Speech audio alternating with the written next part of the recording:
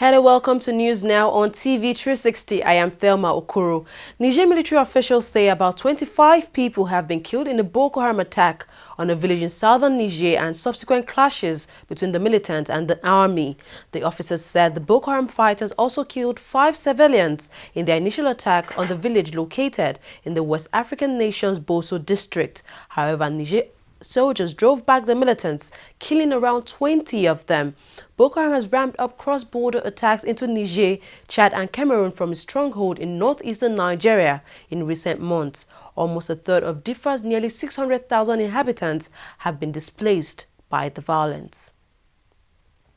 The Supreme Court has suspended proceedings at the Code of Conduct Tribunal pending the conclusion of an appeal filed by the Senate President Bukola Saraki at the Apex Court. Earlier on, the prosecutor told the Supreme Court that he will sign an undertaking refraining him from doing anything at the tribunal pending the determination of the suit. The prosecutor said this while urging the court not to grant a stay of proceedings. The Senate President had appealed to the Supreme Court against the October 30th judgment of the Court of Appeal, which affirmed the competence of the charges instituted against him and jurisdiction by the CCT to try him.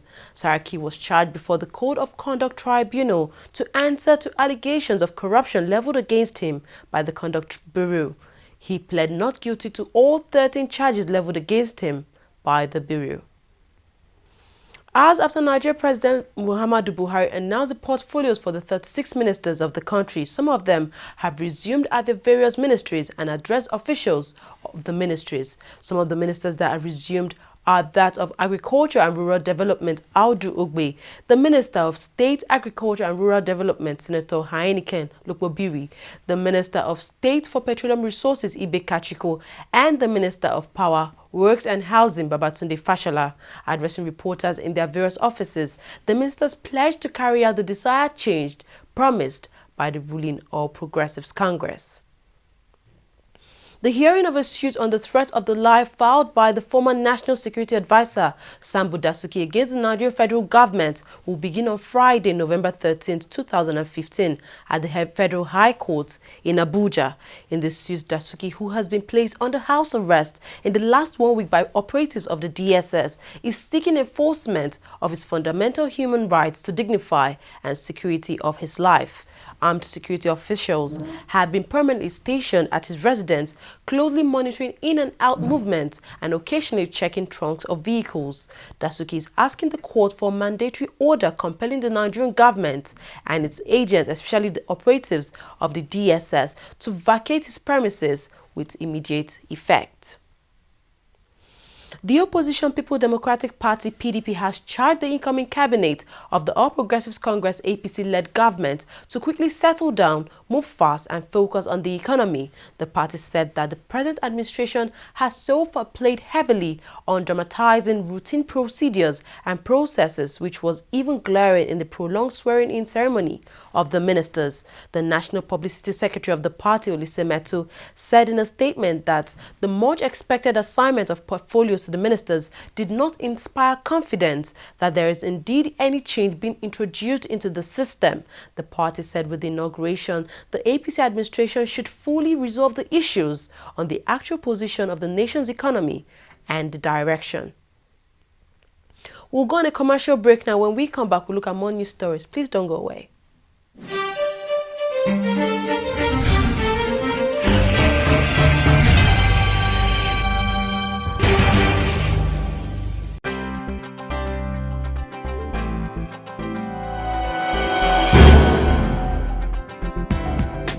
Hello, you're welcome. You're watching the Funny White Man Show, which is the biggest, the brightest, and the most entertaining show in Africa. Funny white man, funny white man, funny white man. But this way you talk, it's too much. Give me 5,000 man, that's you. It's too much. So you get it like, when she move along the street, you make sure that they are going girl. You know, my own people. Actually, yeah, fine, it's fun. I enjoy it, and I'm one of those very few.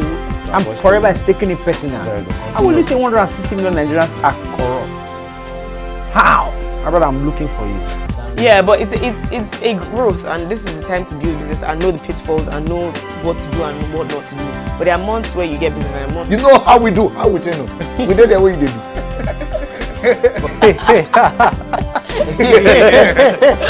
Hello, you welcome. You watching Trending Matters on the Funny White Man Show. Of course, we will bring you trending issues just to entertain and tickle your fancy.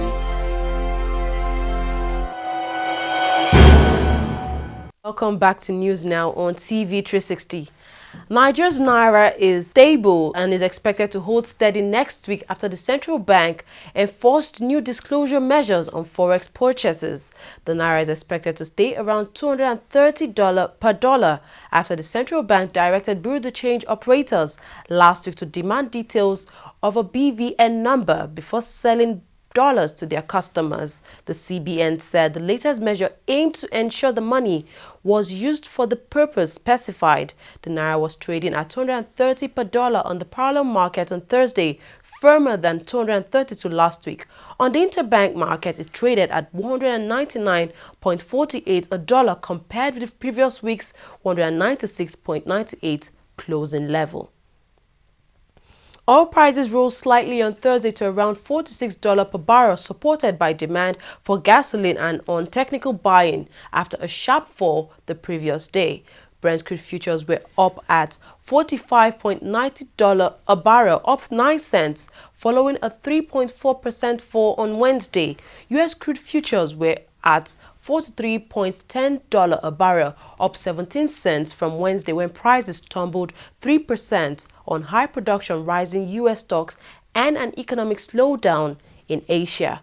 However, Brent is still down more than 3% this week after a 4.3% fall last week on worries about a global glut and a little sign of significant cuts in production. Leaders of the European Union formally launched an emergency trust fund for Africa on Thursday with an initial $2 billion to combat the poverty and conflicts driving migration to Europe. This comes as Sweden announced the introduction of temporary border checks to control the flow of migrants into the country. It said it took the step because of a surge in new arrivals had resulted in a threat to public order.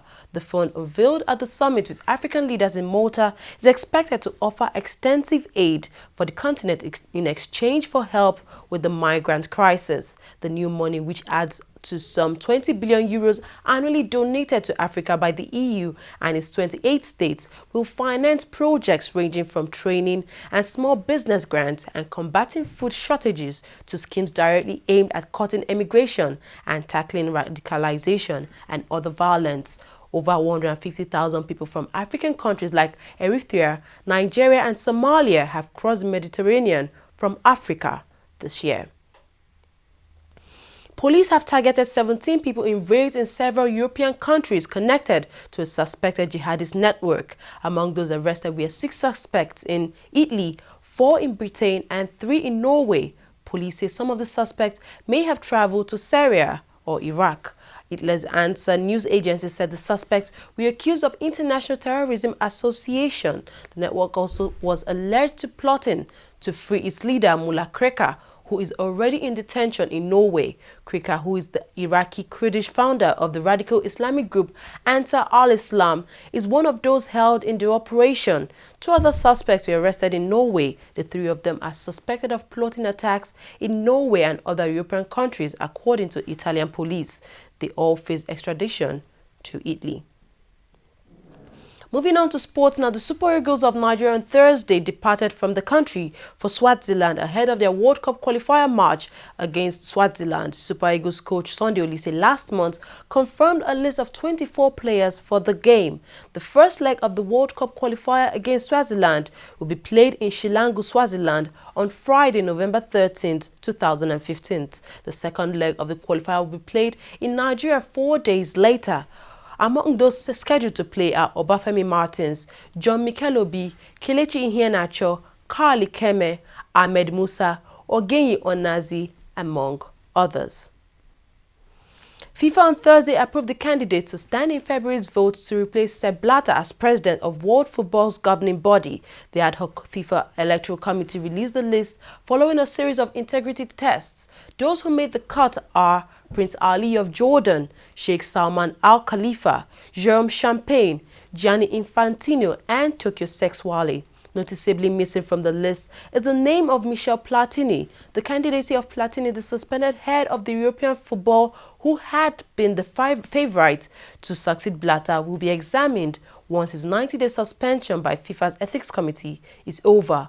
Also, Musa Bility, the head of the Liberian Football Association, was the only candidate to be disqualified in the view of the content of the integrity check report relating to him. The election will take place at the Extraordinary FIFA Congress in Zurich on the 26th of February 2016. FIFA President Sepp Blatter has been discharged from the hospital where he was admitted on Wednesday after suffering a small emotional breakdown. His aide Walter Gag said the Swiss hoped to host the Ballon d'Or ceremony in Zurich on 11th of January 2016 after his suspension expires. The Swiss is currently serving a 90-day ban which could be extended by 45 days following investigations being conducted on him by the Ethics Committee over a £1.3 million payment made to Platini in 2011. He's also facing criminal charges as Switzerland's Attorney General confirmed opening criminal proceedings against him. Well, we've come to the end of news now. We thank you very much for joining us. I am Thelma Okoro.